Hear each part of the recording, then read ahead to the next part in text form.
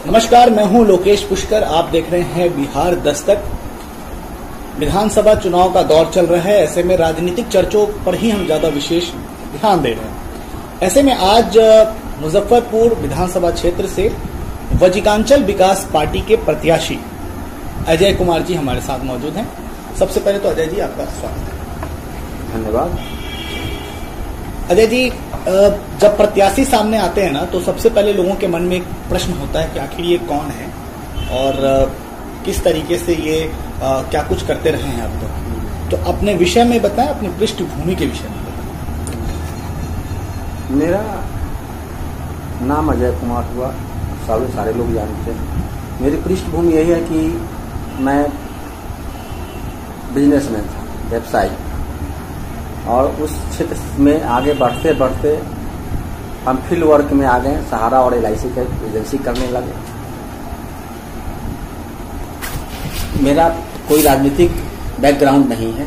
मैं एक साधारण से परिवार का खाता का लड़का हूँ। अपने परिवार को चला रहा हूँ। मेरे 2 बच्चे हैं, एक लड़का एक लड़की। इस राजनीति में आने का श्रेय हमारे वजिकांचल विकास पार्टी के अध्यक्ष भाई देवेंद्र राकेश जी को जाता है, जिनको मैंने कई कार्यक्रम में देखा कि इतनी उम्र होने के बाद भी जो जज्बा उनके अंदर था वजिकांचल राज्य बनाने के लिए, तो मैं उनसे प्रेरित हुआ कि यह तो भाई अपने क्षेत्र के विकास की बातें कर रहे हैं, और उससे प्रेरित होकर मैं उस पार्टी में जुट गया। इस कार्यक्रम में आगे बढ़ाने के लिए उनका सहयोग करने लगा। आज स्थितियां ऐसी आ गई कि उन्होंने मुझ पर विश्वास किया और यह मुजफ्फरपुर विधानसभा क्षेत्र से चुनाव लड़ने का आदेश दे दिया। अब आपने बताया कि आपकी पृष्ठभूमि राजनीतिक नहीं रही है, और आप कभी जब किसी इंटेलेक्चुअल से बात करें तो वो कहता है कि राजनीति तो दलदल है। अब कहाँ अच्छा खासा व्यवसाय कर रहे थे, फिर राजनीति की तरफ रुख, आपने बताया देवेंद्र जी की भूमिका जरूर थी, पर अपने मन में कई बार तो होता होगा कि मैं अच्छा खासा व्यवसाय कर रहा हूँ, राजनीति की तरफ अचानक से रुख करना, बहुत कुछ सोचना पड़ा होगा, बहुत कुछ आपको समीकरण मिलाना पड़ा होगा। कैसे कैसे क्या क्या हुआ, ये पूरा थोड़ा सा विस्तार से बताइए, क्योंकि लोग जानने की इच्छा रखते हैं कि भाई हमारे पास जो प्रतिनिधि आ रहे हैं उनका राजनीति को लेकर क्या कुछ मन में उनकी भावना है। राजनीति, यह सोच हमारी नहीं थी कि मैं राजनीतिक बनूं, लेकिन मुजफ्फरपुर जो मेरा जन्म स्थान है, वह इतने सारे राजनीतिक लोग आए यहाँ, लेकिन इस क्षेत्र के विकास के लिए किसी ने इस पर ध्यान नहीं दिया।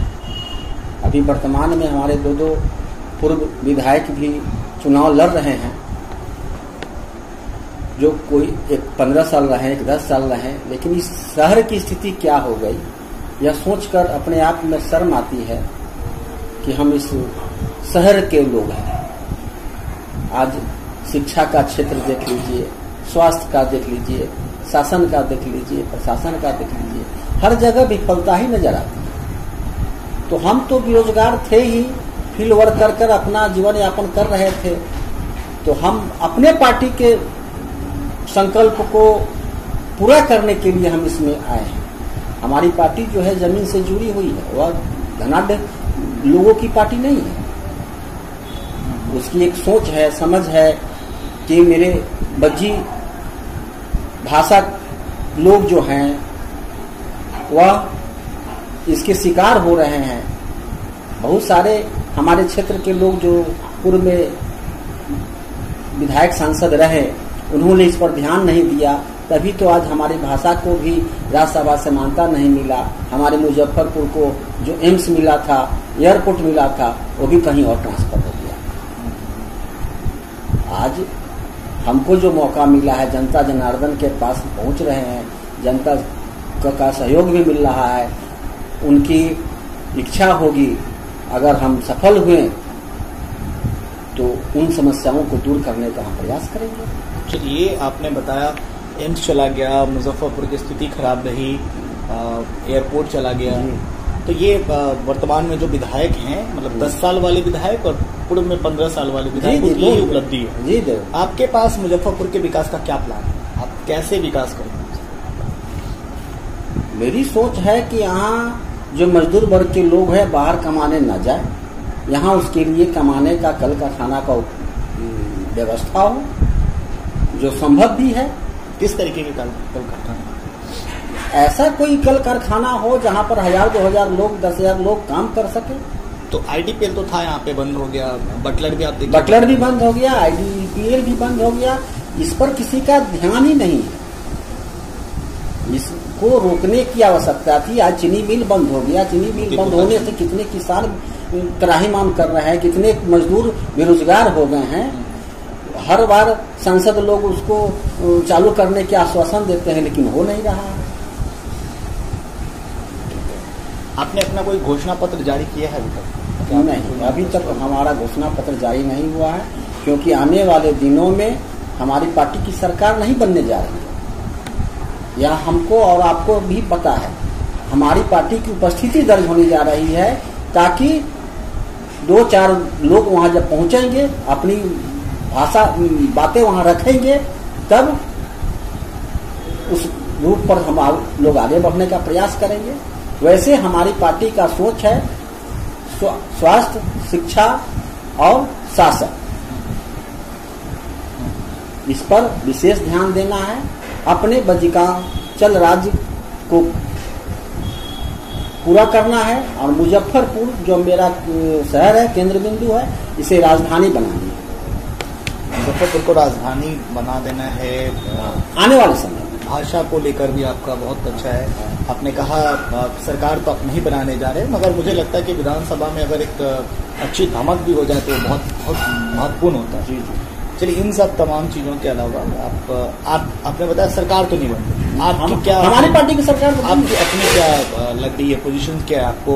अब क्या फाइट कर रहे हैं, कितना फाइट कर रहे हैं, क्या आप जीत रहे हैं मुजफ्फरपुर से? क्या लग रहा है आपकी तैयारी को लेकर? आपको तैयारी तो हमारी है ही, जनता का सहयोग भी मिल रहा है, जनता जनार्दन का आशीर्वाद होगा, जीतेंगे भी। और एक मुजफ्फरपुर नहीं, और भी विधानसभा क्षेत्र से हमारी पार्टी जीतेगी। आपके अलावा कौन कौन लोग हैं? अलग अलग विधानसभा की बात करें तो विधानसभा और लोगों का नाम बताओ। हमारे विधानसभा के अलावे पुरहनी से भाई हरेंद्र चौधरी है, बचहा से भाई राजगीर पासवान जी है, और भी लोग हैं, जैसे कि औराई से हमारे हैं। चलिए, ये तमाम चीजें तो हो गई। पार्टी आपकी बहुत पुरानी है। हाँ, 20 साल पुरानी। 20 साल पुरानी पार्टी है, लगातार संघर्ष कर रही है। जी जी। अभी संघर्ष का दौर और कितना, आपको क्या लगता है, और कितने दिनों तक संघर्ष का दौर चलता रहेगा पार्टी का, और कब तक आप एक मेजर भूमिका में अपने करें? देखिए, पार्टी इस बार श्री गणेश कर लेगी।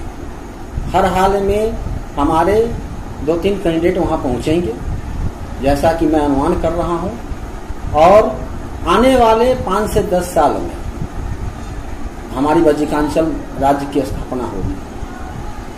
तो आप तमाम चीजों को तो देख रहे हैं, सुन रहे हैं, दर्शक भी देख रहे हैं कि बजिकांचल राज्य स्थापित करना, जी जी, मुजफ्फरपुर को राजधानी बनाना, इन तमाम एक अच्छे विचारों के साथ आगे बढ़ रहे हैं। इन्होंने बताया कि इनकी तैयारी भी बहुत अच्छी है। अब देखना है कि जब मतदान होता है तो लोगों की क्या भूमिका होती है, वोटर्स का रुझान किस प्रकार से होता है, क्योंकि वोटर्स को भी समझना चाहिए कि जब जो शीर्ष नेता बैठे हैं ना, मठाधीश जो बैठे हैं, जब तक उनसे आप एक लड़ाई नहीं छेड़ेंगे ना, तब तक कुछ होने नहीं जा रहा है।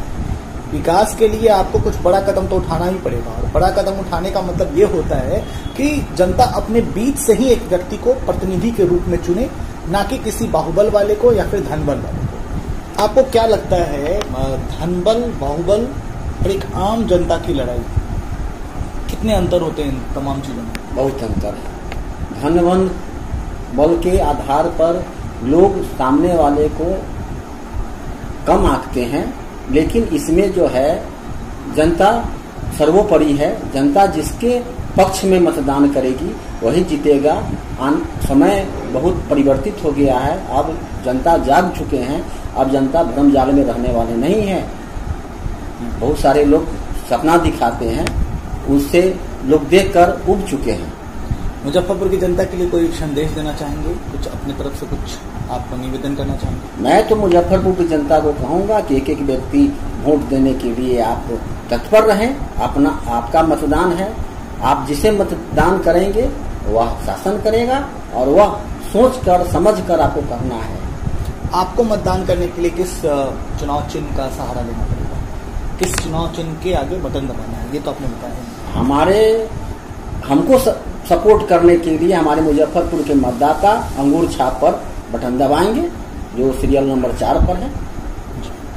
तो क्रमांक संख्या 4 मिला है इनको, चुनाव चिन्ह इनका अंगूर छाप है।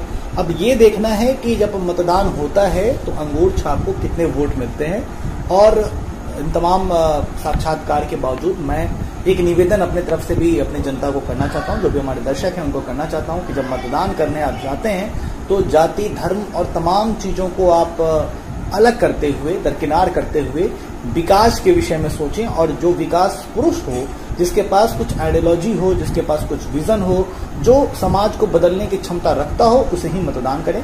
आप सभी बिहार दस्तक से जुड़े रहे, आप सभी ने इस साक्षात्कार को देखा।